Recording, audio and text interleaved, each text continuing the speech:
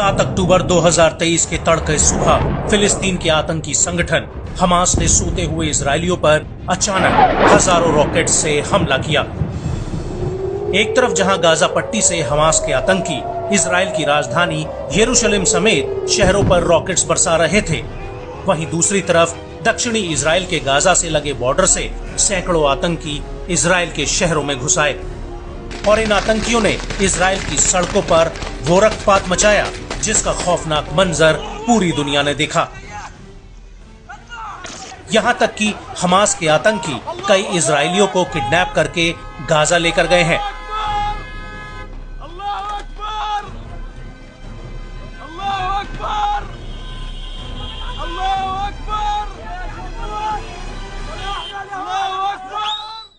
लेकिन अब इजराइल के प्रधानमंत्री बेंजामिन नेतन्याहू ने कह दिया है कि हमास ने इजराइल पर हमला करके नर्क का दरवाजा खोल दिया है।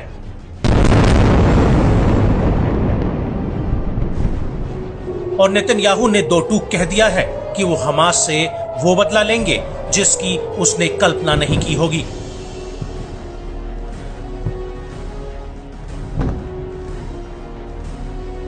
חמאס רוצה לרצוח את כולנו.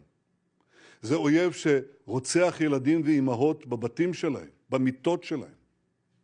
אויב שחוטף קשישים, ילדים, נערות. רוצחים שטובחים ושוחטים באזרחינו, בילדינו, שבסך הכל יצאו לבלות בחג.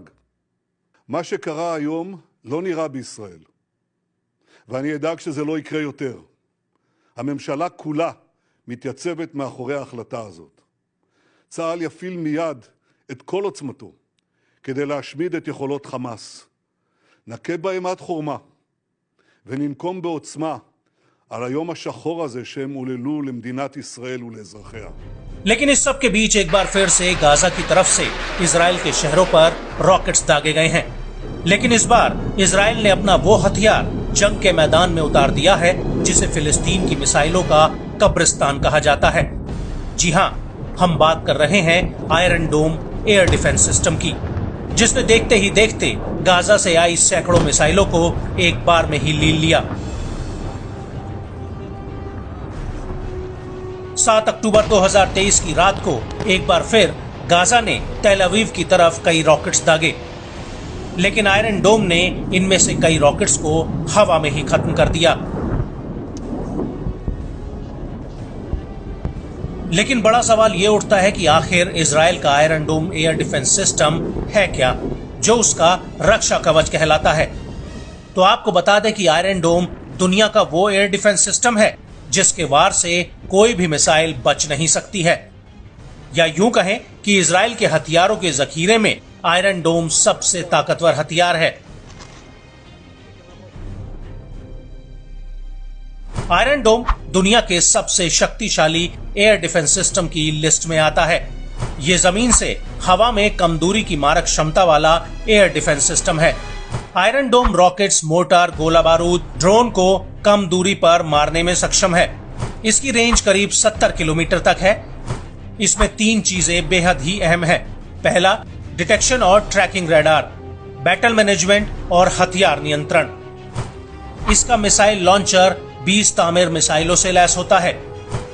जब कोई भी रॉकेट इजराइल की तरफ दागा जाता है तो आयरन डोम डिटेक्शन और ट्रैफिक रडार से आने वाले ऑब्जेक्ट्स के रास्ते का पता लगाता है और इसकी हथियार नियंत्रण प्रणाली को जानकारी भेजता है, जो रॉकेट के आने वाले रास्ते, स्पीड और संभावित टारगेट का पता लगाने के लिए तेज और जटिल गणना करता है।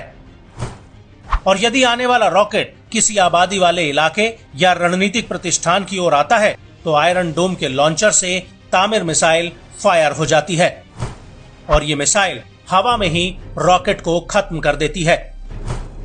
इजराइल के राफेल एडवांस डिफेंस सिस्टम और इजराइल एरोस्पेस इंडस्ट्रीज ने अमेरिका की मदद से इसे बनाया है। पहली बार आयरन डोम का इस्तेमाल साल 2011 में किया गया था। आयरन डोम को गाजा और लेबनान से दागे जाने वाले रॉकेट और तोप के गोलों को रोकने के लिए बनाया गया है। आयरन डोम हमला करने वाले रॉकेट को हवा में ही खत्म करने के मामले में 90% कारगर साबित हुआ है। आयरन डोम के इंटरसेप्टर को मोबाइल टावर या स्टैटिक लॉन्च साइट से दागा जाता है।